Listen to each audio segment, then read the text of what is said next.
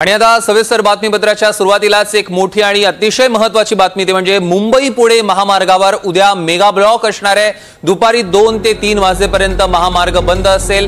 भाताण येथे वीज वाहिनीचं काम करण्यासाठी हा महामार्ग बंद असणार आहे। त्यामुळे मेगा ब्लॉक दरम्यान पर्यायी मार्गाने वाहतूक वळवण्यात येणार आहे। त्या मार्गाने जे जाणार असतील त्यांनी वेळापत्रक पाहूनच नियोजन करावं असं आवाहन करण्यात येत आहे। विशेषतः दुपारी 2 ते 3 दरम्यान या मार्गावरची वाहतूक टाळावी। मुंबई पुणे महामार्गावर उद्या भाताण इथं वीज वाहिनीचं काम करण्यात येणार आहे आणि त्यामुळे इथं महामार्गावर मेगा ब्लॉक घेण्यात येणार आहे। त्यामुळे महामार्ग वाहतुकीसाठी बंद असेल दुपारी 2 ते 3 दरम्यान। त्यामुळे यावेळी पर्यायी मार्गाने वाहतूक वळवली जाणार आहे, त्या मार्गाने वाहतूक करण्याचा सल्ला देण्यात आलेला आहे।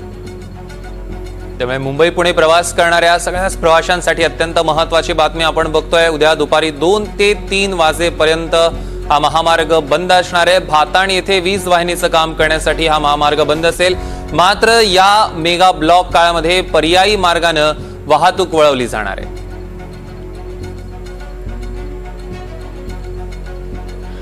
याबाबत अधिक माहिती घेऊया आमचे प्रतिनिधी राहुल कुलकर्णी यांच्याकडून। राहुल, काय अधिक माहिती? एकतर पोलिसांनी हे कळवलेलं आहे, पोलिसांच्या वतीनं संबंधित सगळ्या विभागांना कळवण्यात आलेलं आहे की तुम्ही योग्य त्या पद्धतीचं नियोजन करा। आणि 2 ते 3 हा तसा क्रुशियल वेळ आहे, कारण मुंबईत आलेली वाहनं जे काही तरकारी वगैरे घेऊन येत असतात ती परतीच्या मार्गाला लागलेली असतात आणि पुण्यातनं पण जवळपास तशी स्थिती असते।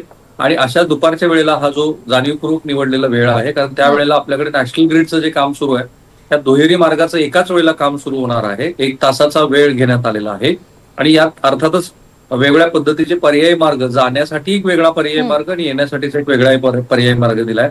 त्यामुळे पहिल्यांदा जरी पूर्णपणे मुंबई पुणे एक्सप्रेस वे काही काळासाठी तासाभरासाठी बंद ठेवण्यात येत असला तरी सुद्धा पर्यायी व्यवस्थेमुळे एवढंच होणार आहे की वाहतूक सावकाश गतीनं सुरू होईल, कारण पावसाळ्याचे दिवस आहेत, अनेक घाटमाथ्यावरती पाऊस सुरू आहे।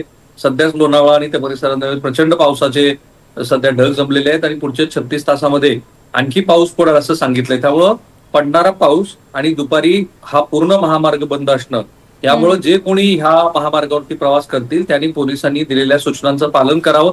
आपण सुद्धा पुढच्या बुलेटिनमध्ये ग्राफिकली दाखवूया की कुठून कशा पद्धतीनं महामार्गाची वाहतूक वळवण्यात आलेली आहे।